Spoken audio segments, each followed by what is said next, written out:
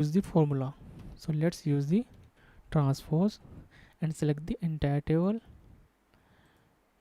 close the parenthesis. Then you have to focus on that what key we have to press together for the use transpose function. So we have to use control shift and enter, control shift press enter. As you can see now, we got the result as it is in the column format.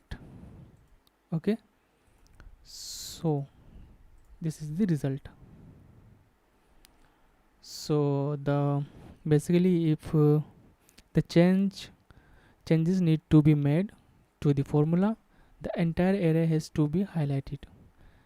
The edited can then be made and the control shift enter used to confirm it. As you can see, if I will see this cell, you can see the formula also present here. Also in this row, this and the all row, you got the same formulas.